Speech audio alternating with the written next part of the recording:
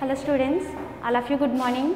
ఇప్పుడు మనకి ఇమ్యూనాలజీ పేపర్లో ఒక టాపిక్ లింఫాయిడ్ ఆర్గాన్స్ అంటే లింఫాయిడ్ అంగాలు.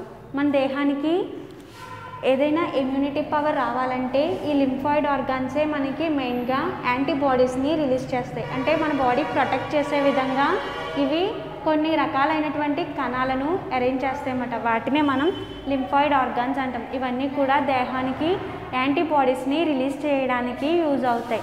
ఈ లింఫాయిడ్ ఆర్గాన్స్ రెండు రకాలుగా ఉంటాయి.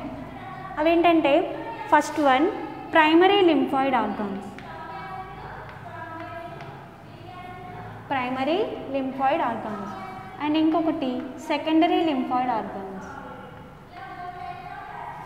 Primary lymphoid organs, secondary lymphoid organs అంటే ప్రాథమిక లింఫాయిడ్ అంగాలు. ఇవి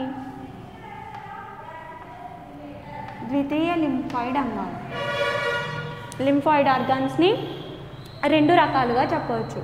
అవి primary lymphoid organs, secondary lymphoid organs. ప్రాథమిక లింఫాయిడ్ అంగాలు, ద్వితీయ లింఫాయిడ్ అంగాలు. ఈ ప్రాథమిక లింఫాయిడ్ అంగాలు అనేవి వీటి నుంచే మెయిన్గా మనకి ఎక్కువ ప్రొటెక్షన్ అనేది లభిస్తుందన్నమాట. వీటిలోనే మనకి టీ సెల్స్, బి సెల్స్ ఇవన్నీ కూడా డెవలప్ అవుతాయి. ఏ సెల్స్ రావాలన్నా సరే ఆ సెల్స్ ఈ ప్రైమరీ లింఫాయిడ్ ఆర్గాన్స్ నుంచే మనకి డెవలప్ అవుతాయి. అండ్ సెకండరీ లింఫాయిడ్ ఆర్గాన్స్ అంటే వీటి పని అయిపోయిన తర్వాత ఏర్పరిచినటువంటి లింఫాయిడ్ ఆర్గాన్స్. అంటే ఈ ప్రైమరీయే కాకుండా సెకండరీ లింఫాయిడ్ ఆర్గాన్స్ కూడా మనకి ప్రొటెక్షన్ని, బాడీలో ఇమ్యూనిటీ పవర్ని పెంచడానికి యూజ్ అవుతాయి. ప్రైమరీ లింఫాయిడ్ ఆర్గాన్స్ ఏంటంటే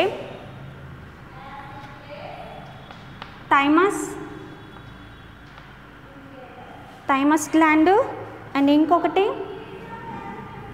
బోన్ మ్యారో. ఎముక మధ్య అంటాం చూసారా, ఆ బోన్ మ్యారో. ఎముక మధ్య లేదా అస్థి మధ్య థైమస్ గ్రంథి, థైమస్ గ్లాండ్. ఈ థైమస్ గ్లాండ్ అనేది ఇక్కడ మనకి టీ సెల్స్ అనేవి డెవలప్ అవుతాయి అన్నమాట.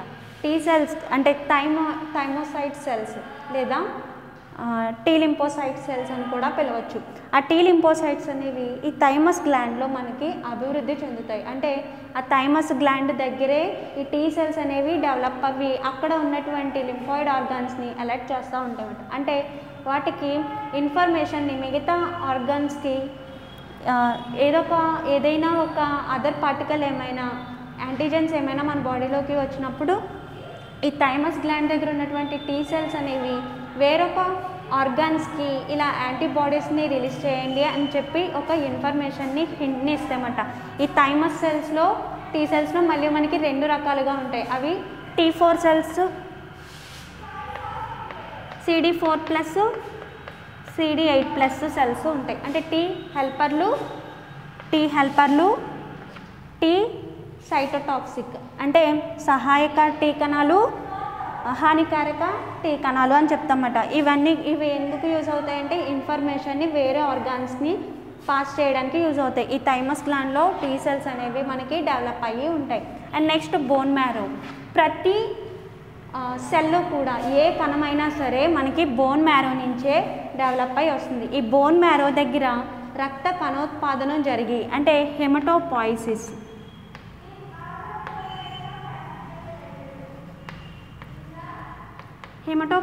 జరిగి అంటే రక్త కణాల ఉత్పత్తి, రక్త కణోత్పాదనం అంటే రక్త కణాలు అనేవి ఉత్పత్తి అవ్వడం ఈ బోన్ మ్యారో దగ్గరే అంటే ఎముక మధ్య దగ్గరే లేదా అస్థి మధ్య దగ్గర అనేవి ఈ హెమటోపాయిసిస్ అనే ప్రక్రియ జరిగి రక్త కణోత్పాదనం జరిగి కొన్ని కణాలను ఉత్పత్తి చేస్తాయన్నమాట. ఈ బోన్ మ్యారో దగ్గర నుంచి మనకి టీ సెల్స్, బి సెల్స్ అన్నీ కూడా ఈ బోన్ మ్యారో దగ్గరే రిలీజ్ అవుతాయి. ఆ టీ సెల్స్, బి సెల్స్ అన్నీ ఏంటి, లింఫాయిడ్ సెల్సే కదా. ఈ లింఫాయిడ్ సెల్స్ అయినటువంటి టీ సెల్స్, బి సెల్స్ ఈ బోన్ మ్యారో దగ్గర నుంచే మనకి రిలీజ్ అవుతాయి. రిలీజ్ అవ్వి ఆ టీ సెల్స్ అనేవి థైమస్ గ్లాండ్ దగ్గరికి వెళ్ళి అక్కడ అభివృద్ధి చెంది అక్కడ ఉన్నటువంటి ప్రక్రియల్ని నిర్వర్తిస్తాయి అన్నమాట. అంటే ఇక్కడ ఉన్నటువంటి టీ సెల్స్ ఏమవుతున్నాయి, బోన్ మ్యారో దగ్గర నుంచి డెవలప్ అయిన టీ సెల్స్ అనేవి థైమస్ గ్లాండ్ దగ్గరికి చేరి అక్కడ అభివృద్ధి చెంది అక్కడ ఉన్నటువంటి కణాలను ప్రోత్సహిస్తూ ఉంటాయి.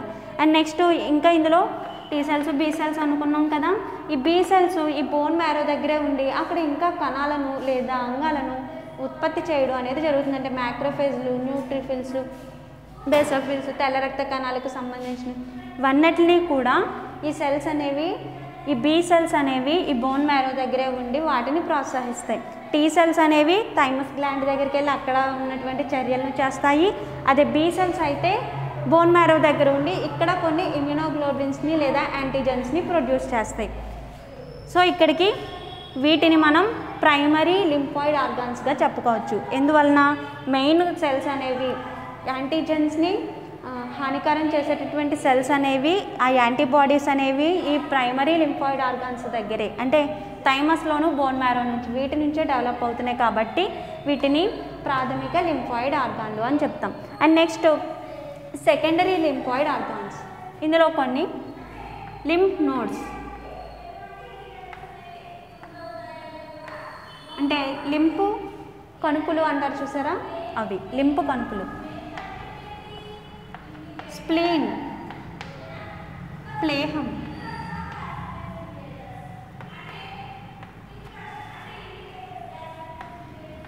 లింపు కణుపులు.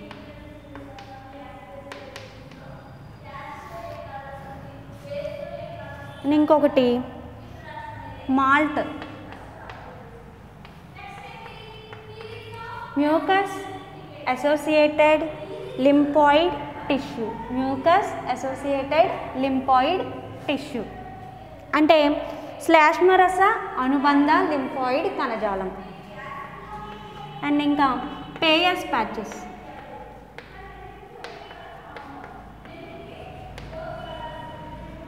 పేయర్స్ మచ్చలు.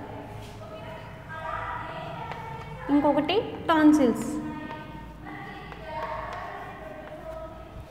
సెకండరీ లింఫాయిడ్ ఆర్గాన్స్ చూడండి, lymph nodes, spleen, MALT tissue, Peyer's patches, tonsils. Lymph కణాలు, ప్లేహము, శ్లేష్మరస అనుబంధ లింఫాయిడ్ కణజాలం, పేయర్స్ ప్యాచెస్, పేయర్స్ మచ్చలు, టాన్సిల్స్. ఇందులో లింఫ్ నోడ్స్ గురించి చూద్దాం. ఈ లింఫ్ నోడ్స్ అనేవి ఒక బీన్ షేప్లో ఉన్నటువంటి ఆర్గాన్స్. ఈ బీన్ షేప్లో ఉండి ఇందులో మ్యాక్రోఫేజెస్ని కలిగి ఉంటాయి. ఇవి ఏదైనా అదర్ యాంటీజెన్స్ లేదా సూక్ష్మ క్రిములు అనేవి మన బాడీలోకి వచ్చినప్పుడు వాటిని ఫిల్టరేట్ చేసేసి వాటిని నాశనం చేస్తామట. మ్యాక్రోఫేజెస్ ద్వారా నాశనం చేసేయడం అనేది జరుగుతుంది. అండ్ నెక్స్ట్ స్ప్లీన్, ప్లేహము. ఈ ప్లేహం అనేది ఏం చేస్తుందంటే బ్లడ్ మొత్తాన్ని కూడా ఫిల్టరేషన్ చేసి రెడ్ బ్లడ్ సెల్స్ని, అంటే ఓల్డ్ రెడ్ బ్లడ్ సెల్స్ ఏమైనా ఉన్నట్లయితే వాటిని ఫిల్టరేట్ చేస్తాయి. అండ్ వైట్ బ్లడ్ సెల్స్ ఇవన్నీ కూడా ఈ స్ప్లీన్ దగ్గరనే స్టోర్ అవి ఉండడం జరుగుతుంది. And next malt. ఈ మాల్ట్లో లింపోసైట్లు అయినటువంటి మ్యాక్రోఫేజ్లు ఉంటాయన్నమాట. ఈ మ్యాక్రోఫేజ్లు ఇంకా కొన్ని టీ సెల్స్, బి సెల్స్ కూడా ఈ మాల్ట్లో డెవలప్ అవడం జరిగింది. ఇవి ఇతర బ్యాక్టీరియా, వైరస్ ఏమైనా వచ్చినప్పుడు వాటిని గుర్తించడంలో ఎక్కువగా దోహదం చేస్తూ ఉంటాయన్నమాట. నెక్స్ట్ పేయర్స్ ప్యాచెస్, పేయర్ మచ్చలు. ఇవి స్మాల్ ఇంటెస్టైన్లో ఉంటాయి లేదా ఇంటెస్టైన్ భాగంలో, చిన్న ప్రేగు భాగంలో ఈ పేయర్స్ ప్యాచెస్ అనేవి ఉంటాయన్నమాట. ఈ పేయర్స్ ప్యాచెస్లో మనకి టీ సెల్స్, బి సెల్స్, అంటే టీ లింపోసైట్లు, బి లింపోసైట్లు డెవలప్ అవి ఉంటాయి. కానీ ఎక్కువగా మనకి ఈ పేయర్స్ ప్యాచెస్లో టీ సెల్స్ అనేవి ఎక్కువగా ప్రొడ్యూస్ అవుతూ ఉంటాయి.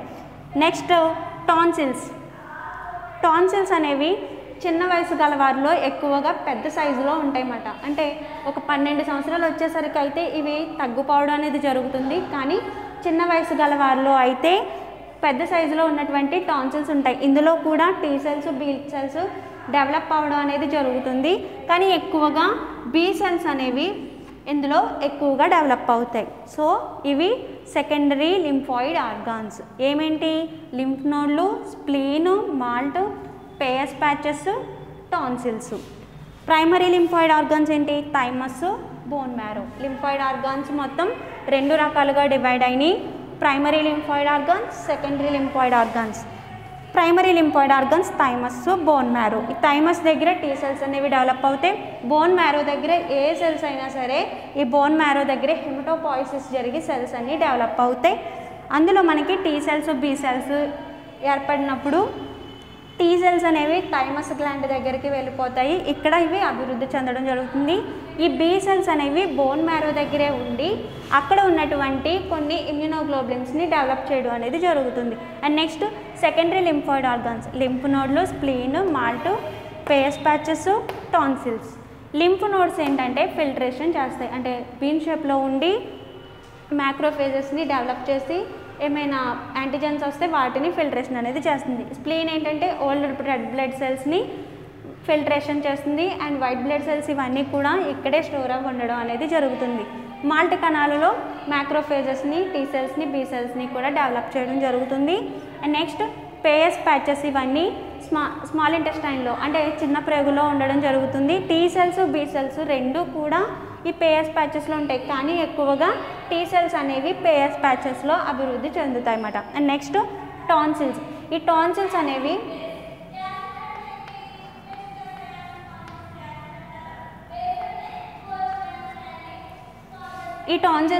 చిన్న వయసు వారిలో ఎక్కువ పెద్ద సైజులో ఉండడం జరుగుతుంది. ఒక 12 సంవత్సరాలు వచ్చిన తర్వాత ఇవి తగ్గిపోవడం అనేది జరుగుతుంది. అండ్ నెక్స్ట్ ఇందులో ఎక్కువగా మనకి బీ సెల్స్ని చూస్తాము. సో ఇక్కడికి లింఫాయిడ్ ఆర్గాన్స్ గురించి అయింది. అండ్ నెక్స్ట్ క్లాస్లో నెక్స్ట్ టాపిక్ చూద్దాం. Thank you.